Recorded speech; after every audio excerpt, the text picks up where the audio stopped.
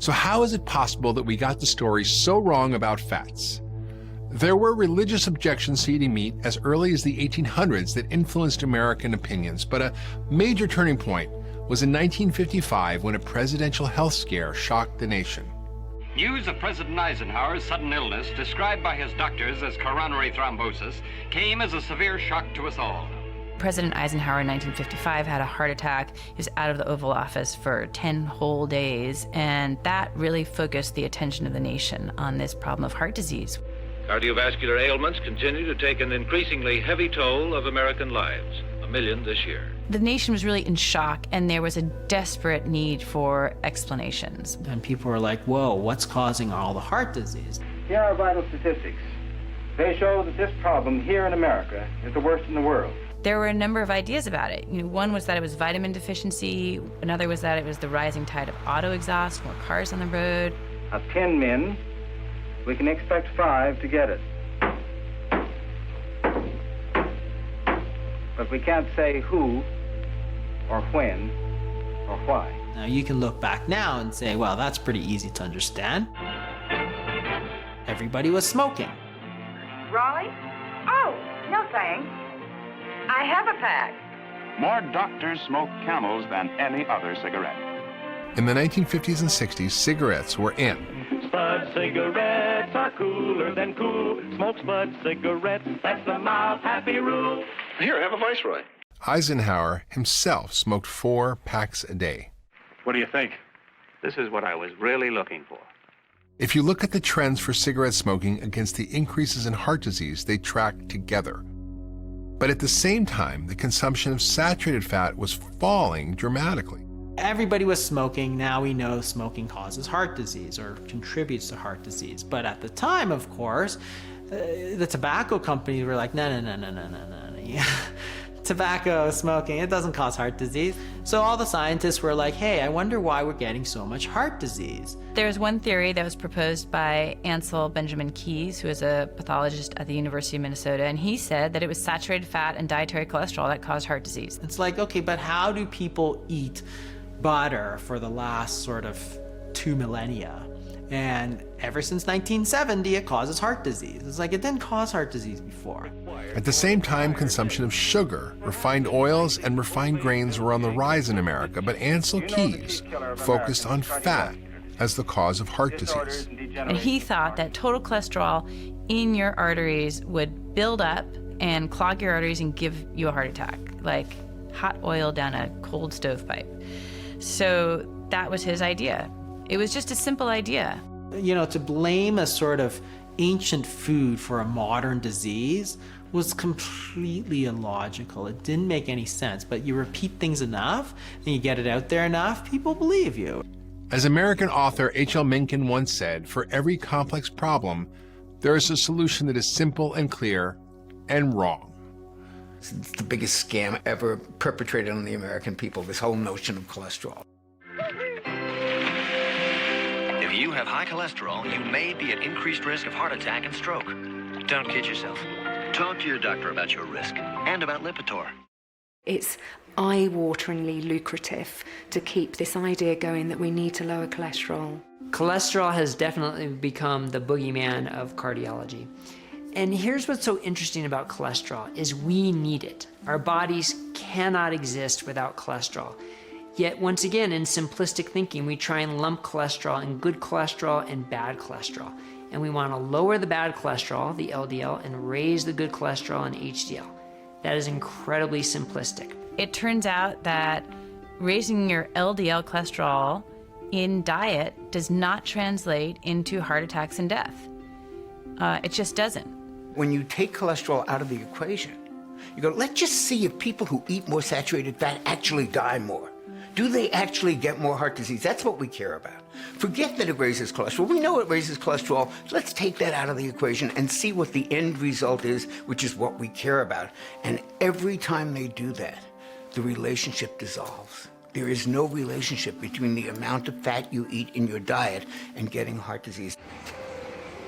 We now know that chronic inflammation caused by a diet high in sugar, refined grains, and refined vegetable oils is far more dangerous to our health. Atherosclerosis is an inflammatory disease. It's not a buildup of fat in the artery, it's actually an inflammation that's causing the problem. And the cholesterol then will go to that damage to try to repair it, but it didn't cause the damage. The damage has to come first. It's like saying that firefighters caused the fire when they just turned up to put the fire out. It was there by association, but it was there to repair, not to cause harm. Inflammation is probably the #1 promoter of every disease we don't want to have. And the #1 inflammatory substance in the American diet is sugar. That's it. I mean, you put those two things together, inflammation makes everything worse, and sugar is the #1 inflammatory substance that we consume. End of argument. In 1951, Ancel and Margaret took the 2 oldest children to Oxford for a year's sabbatical. The couple continued their travels, measuring cholesterols and conducting diet surveys in several European and African countries. There was a study that he presented at the Mount Sinai Hospital in 1953, and it was a 6 countries graph. He specifically looked at 6 countries around the world, and on the x-axis he plotted fat intake, and on the y-axis coronary heart disease rates, and he found a straight line relationship. And he offered that as proof that there was a linear relationship between how much saturated fat people consumed and how much heart disease they had. But he chose 6 countries for that perfect correlation. And at the time, there was data available for 22 countries. And when you put in all of those countries, it just looked like a scatter plot. The trend line is nowhere near as clear cut. There was no clear relationship. No correlation between fat and heart disease. He was criticized at the time by statisticians who said, you're obviously cherry-picking your data. He knows it's a hypothesis. He knows he doesn't have the evidence, and he immediately starts recommending the country go on a low-fat diet, which is fascinating because there's no concern that you're going to do harm. There's no, the Hippocratic oath, first do no harm. Despite his critics, Keys was determined to prove himself right. He followed up with his famous 7-country study where he traveled to the countries cherry-picked from his graph and studied eating habits and heart disease among the people there. For his 7-country study, he repeated the same mistake. I mean, he cherry-picked his countries. I think he did cherry-pick countries for the 7-country study. He knew from the 6 countries graph the countries that would be on that straight line. So he knew, for example, that Italy would be a sure thing and America would be a sure thing. They would quite nicely anchor some of the ends of the graph. But he did not go to countries like Switzerland, France, Germany, who ate a lot of saturated fats and also had very low rates of heart disease. The French were eating all kinds of saturated fat, butter, cream, and they weren't gaining weight, which was a paradox at the time, and they weren't getting heart disease. They had like half the rate of heart disease compared to Americans. And everybody said, wow, what a paradox, what a paradox. There was no paradox. The dietary fat simply wasn't causing obesity and didn't cause heart disease. So he was a very respected physiologist. And it's worth mentioning, by the way, that Eisenhower followed the Ancel Keys advice and cut out all saturated fat and all cholesterol up until the day he died in 1969 of heart disease. Just worth mentioning. Ancel Keys' diet-heart hypothesis remains the single most influential theory in the history of nutrition science. And here's an interesting point. Over the past 50 years, taxpayers have funded several $1 billion of research trying to prove saturated fat causes heart disease. But guess what? It's never been proven. To this day, the diet-heart hypothesis remains an hypothesis. There is no evidence against saturated fat. There just isn't. So how then, without the hard science to back it up, did the diet-heart hypothesis become the foundation of our nation's dietary guidelines? Well, it had one big thing going for it: Ancel Benjamin Keys. He had just a very outsized personality. Colleagues of his told me he could just argue anyone to the death. And he was able to get into the American Heart Association on their nutrition committee. And in 1961, the Heart Association comes out with the first advice anywhere in the world telling people to cut back on saturated fat and cholesterol in order to prevent a heart attack. Up until the 1960s, Americans consumed almost half of their daily calories as fat. We ate butter without guilt, bacon and eggs for breakfast, and roast for dinner. Exercise gyms were barely a thought, and still, we were relatively slim. Conventional wisdom until the 1960s was carbohydrates for fattening. That's the weird thing about it. You talk about bread, pasta, potatoes, rice, sweets going directly to your hips. It was what my mother's generation believed growing up. The diet used in this study is satisfying to the appetite because of the use of more protein and fat. And then in the 1960s, we come along with this idea that dietary fat causes heart disease. In 20 years, from the 1960s to the mid-1980s, the carbohydrate went from fattening to a heart-healthy diet food.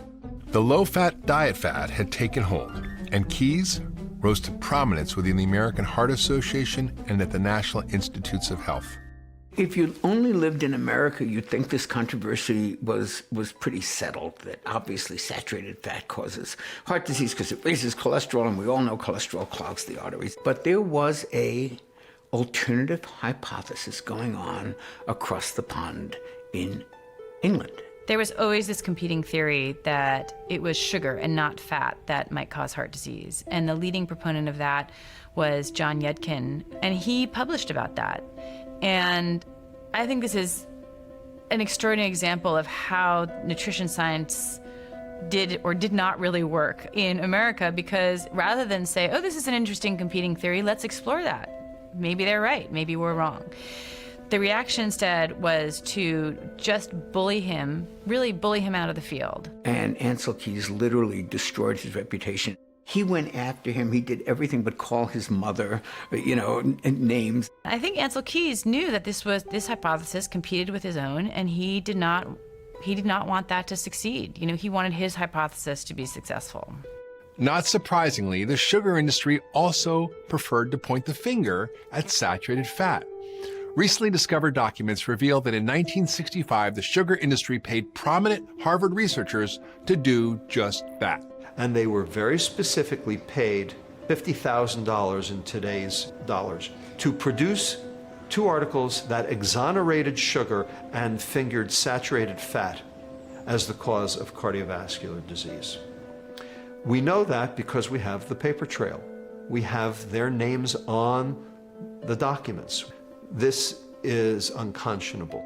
The sugar industry's job was to get the nutrition community to say publicly what they believed to be true, which was dietary fat was a problem, not sugar, and they paid researchers to do that, and they were very successful at getting that message across.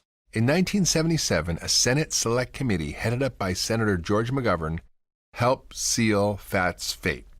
Over the objection of scientists who pleaded against it, and with no hard evidence to back it up, the committee recommended the low-fat diet to the nation. I have pleaded in my report and will plead again orally here for more research on the problem before we make announcements to the American public. Well, I would only argue that senators don't have the luxury that a research scientist does of waiting until every last shred of evidence is in. McGovern just wanted to make the statement, and he said, we haven't got time to wait for all the evidence. They recognize the science is unsettled, and then the counter-argument is, but we cannot afford to wait. And so they went without any evidence. And despite the fact that many people had warned that this is going to cause an obesity diabetes epidemic. They were warned, but they ignored it.